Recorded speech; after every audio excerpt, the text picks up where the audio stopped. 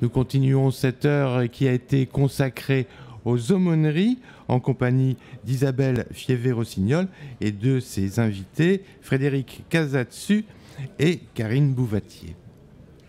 Bonjour Frédéric, bonjour Karine. Alors nous allons parler de votre livre, Les Diaconesses de Reuilly à livre ouvert, que je dois dire j'ai lu hier dans le train en venant de Strasbourg et que j'ai trouvé remarquable. Merci.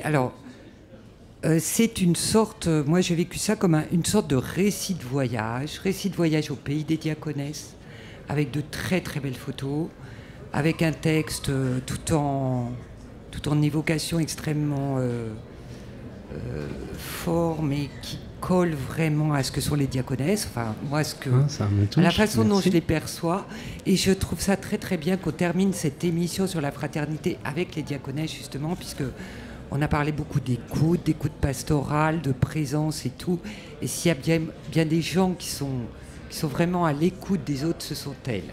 Hein. Oui. Alors parlez-nous un petit peu de l'histoire du livre. Comment vous êtes retrouvés tous les deux à écrire ce livre, puisque la photographie, c'est une écriture aussi. Hein. C'est Karine qui m'a téléphoné, donc je propose que Karine nous raconte. Et ben voilà, Karine, en fait, alors. Ce livre est issu d'une rencontre avec sœur Mireille, qui est la prieure, et que j'ai dû photographier. Je devrais faire son portrait.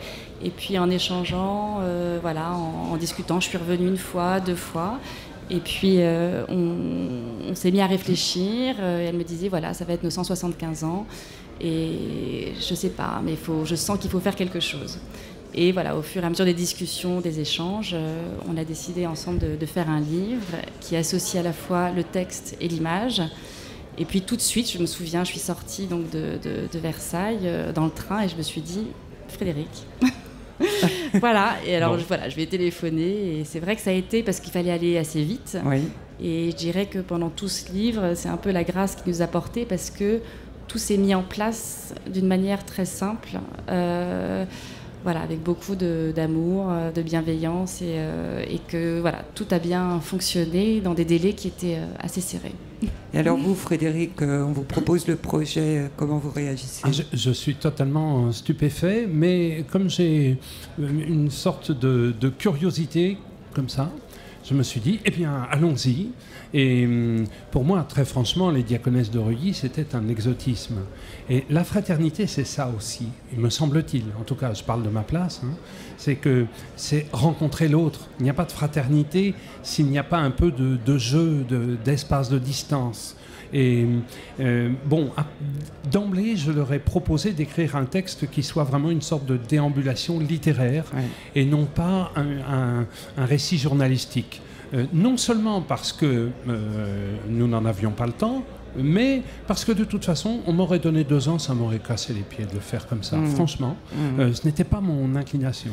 Et puis, presque immédiatement, j'espère que je ne suis pas trop bavard en vous disant ça, mais presque immédiatement, je me suis rendu compte que mes goûts littéraires me portent dans le regard social, quand je porte un regard social sur le monde du côté de Balzac. Mais dans l'intimité, j'ai toujours eu la conviction, sans doute grâce à Aragon, que la littérature est un masque qui révèle et non pas un masque qui dissimule.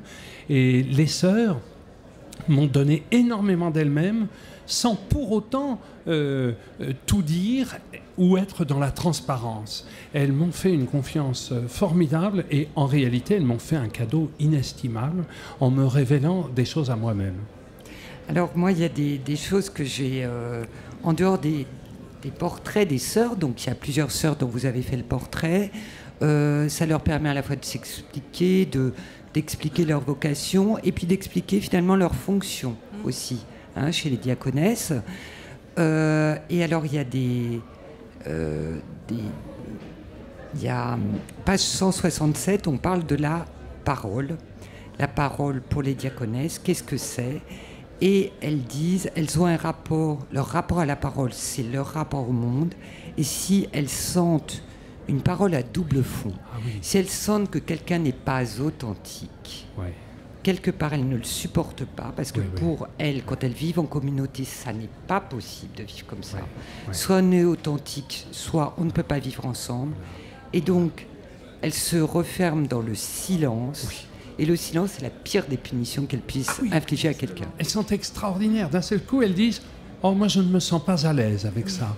Et puis c'est au fil des rencontres ou des brèves conversations téléphoniques que j'ai pu avoir avec elles que je me suis rendu compte tout simplement parce que comme un crétin, moi je pratique beaucoup la private joke, le sous-entendu, mais vous êtes en plus journaliste politique, etc. Donc c'est une autre approche de la parole. Mais parce que dans la famille même, dans ma famille, on pratique ça depuis des lustres. Alors je suis là-dedans depuis des années et des années. Et puis d'un seul coup, je me suis rendu compte que pour elles, c'était absolument impossible.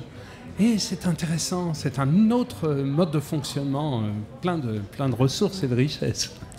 Alors au niveau des photos, vous avez une catégorie, je dirais un chapitre qui s'appelle bleu. Hein, parce qu'effectivement, les diaconesses, elles ont un habit bleu et un voile blanc. Les photos sont très épurées, les visages rayonnants. Est-ce que vous avez dû faire beaucoup de travail ou alors est-ce que c'est dans la spontanéité que vous avez pris vos photos? Non, c'est dans la spontanéité. Enfin, c'est dans la spontanéité parce qu'en fait, je suis venue plusieurs fois et un des plus beaux compliments qu'une des sœurs m'ait fait, c'est vous êtes là, on vous voit, mais vous n'êtes pas là. C'est-à-dire qu'à la fois vous êtes là, mais on vous voit pas. On vous oublie, vous faites partie. On vous oublie. Et mais c'était et le bleu. Et j'ai choisi de faire de la couleur parce que j'aurais pu faire du noir et blanc à cause du bleu. Et c'est une des premières choses qui m'a marquée. J'adore le bleu. Après, personnellement, c'est une couleur que j'aime beaucoup.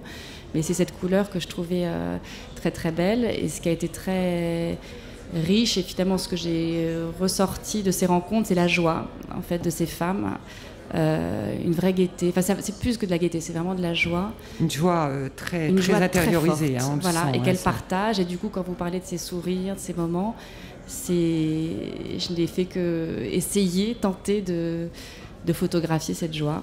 Et donc, et en même temps, voilà, c'est assez bouleversant parce que vous parliez de silence, mais il y a aussi ces moments de recueillement, de prière, très très forts. Donc, voilà, tenter de restituer ce que j'ai ressenti, ce que j'ai vu.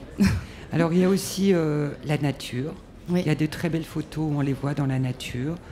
Là, j'ouvre au hasard une qui est en train d'accrocher son âge dehors. Il y a du vent. Voilà, en Haute-Loire. Les photos aussi de leur jardin. Des photos avec des fleurs. Elles sont en train de ramasser des bouquets de fleurs et ça c'est important apparemment de mettre des fleurs là où elles accueillent les personnes. Il y a toujours des fleurs. Qu'est-ce que, pour terminer, puisque l'émission se termine malheureusement, est-ce que vous avez un mot à dire sur ce livre? Enfin, qu'est-ce que vous en gardez maintenant? Qu'est-ce que vous en garderez toujours? Quelle trace vous gardez de ça? Ah, vraiment, c'est vraiment tout bête à dire pour moi, mais c'est une rencontre bouleversante. Et heureusement que vous ne me donnez pas trop la parole parce que je finirais par pleurer. Et vous, Karine? C'est le mot, voilà, que j'utilise aussi. Mais c'est ça. On reste pas, on ne se ressort pas indemne de cette rencontre. Et puis, du coup, je souhaite vraiment qu'un maximum de personnes puissent le lire parce que les textes sont très beaux, les images parlent, et c'est un langage commun, mais qui permet vraiment d'ouvrir une porte sur ces femmes et de les rencontrer. Et il faut aller à leur rencontre, quoi. Parce qu'on sort très très riche de ça.